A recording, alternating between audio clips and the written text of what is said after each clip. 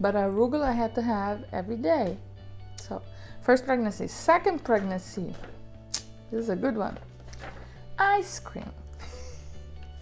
That was the only thing that will help me to not vomit like all the time. So especially in my first trimester.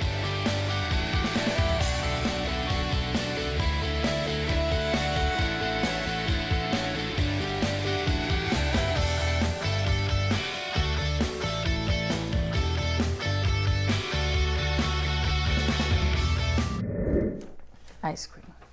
First and second, but especially my first trimester, I have to have like 4 or 5 times a day. Delicious stuff. And that had repercussion on my teeth. That's another story. Teeth is another thing with, anyhow. My main craving was ice cream. And the other one that he always made me good. Everything that was related to everything dairy was good for me in my second pregnancy. So ice cream and cheese, but ice cream I had to have every day. Cheese as often as I could, So, and she's kicking right now. Good morning. So, I guess she wants to say hi to you guys from the inside. So, and then this one is something that a lot of people love and many people grew up with. And I hate it. I didn't like since I was little, since a child. I never cared. And I drink okay, let me say first, chocolate milk, cold chocolate milk, not hot chocolate. Chocolate milk. I drink like a gallon of milk. And I think that's another thing, going back to mucus. I think that's one of the main contributors to the mucus that I'm having now, because I didn't have it the other pregnancies. Because I drink so much milk with chocolate. And I've heard, I didn't research anything, but I've heard that is very, excuse me, it can provoke, mucus. So chocolate milk is my main craving in this pregnancy. I have to have it. And I think even when it looked like sometimes starts, I'm having right now. Just because I said I didn't have a little heartburn, a little bit of, burning here. If I go and get a little half cup of chocolate milk, that's it. Drink it, good to go. So that's my main craving. And the other one that I'm using a lot, I'm putting ginger in everything, and it's helping. So, all right, so now I'm gonna say I'm almost done.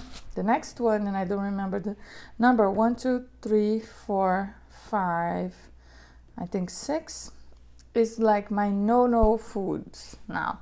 Like, no. First one, tomato sauce. I can't have it. I can smell it. I can have pizza. I love pizza. I love pasta. I'm Italian descent. Sorry. Hope I'm not making that enough. I love pasta. I love anything that has dough in it, bread. I cannot have, especially in the first trimesters, in 3 of them, no way, no smell. But in my first pregnancy, no, like I couldn't. The smells is the other thing, né? But like I'll talk after. But like anything that had tomato sauce, and then I discovered later anything that is acid. So grape juice. I love grape juice. The good ones, the strong ones that taste like wine. Alcohol, we already know. You should know. You shouldn't take while you're pregnant. But like anything acid, but especially tomato sauce is no. like no. Good tomato sauce, store-bought tomato sauce, any kind of tomato sauce. No pizza. When my husband, he he can eat pizza every single day. Every time that he wants to buy for him, the kids, he has to order a separate one for me without, like, no sauce, no tomato sauce. So in the 3 pregnancies, no red pasta, no, and this, but especially my first pregnancy, and for whoever, I'm looking down here because I have my notes. No tomato sauce, no pasta, like any type of pasta. I just had to have like white pasta or just like herbs pasta, but anything acid, garlic, anything acid, but especially now red sauce. Pizza, forget about it. The second pregnancy, I was tolerant to pasta, to if I have like a spaghetti and something and it was not too strong, it was like a very mild, maybe a rosé sauce or I was tolerant. I could eat sometimes, but just the pure strong tomato sauce, the tomato sauce that they put on pizza, or like if it's very strong, no. And then again, this third pregnancy, same thing. Anything acid, anything acid, anything orange, anything lemon. Remember I spoke about lemon before with the ginger tea. Anything lemon, anything, like, forget, I love orange juice. Anything acid. And pizza, I had a couple times, like sometimes throughout this pregnancy, and I had to have, I had problem. I ate. I was able to eat before I could not even, but I just threw it out right after. So what's the point? The pleasure of eating with your family. But anyhow, so that's me, and I'm almost done. So now smells. It was very first pregnancy, very intense, very intense, very intense, like very accurate. I would smell. My husband just say 5 miles away. I would smell like stuff that he's like, no, I don't smell. I'm fine, and I'll be like, oh, this, and then sometimes we'll walk and we pass by. It's like, that's weird. You smell that like 3 days ago. And you still, So it was very precise. My nose. I think especially on the first trimester, but I don't remember. But I remember, And then smells on my second pregnancy was very intense too. Yeah.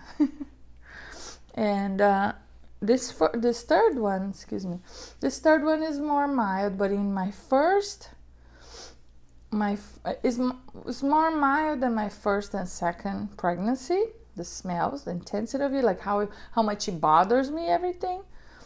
But I remember going back to my first pregnancy, when I walk, throughout New York City, the streets, those vendors making like some of those foods, like I really love.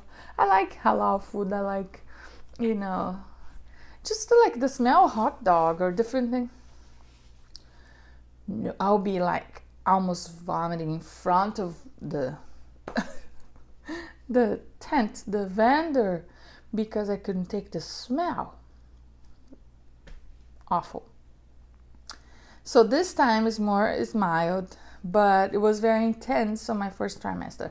One thing that I always love, like when you're starting, my mom was here for a while with me, and when she was making dinner sometimes, and that smell when you coming home, that smell of like starting to, prepare dinner, and just the seasonings, or smell the cooking smell.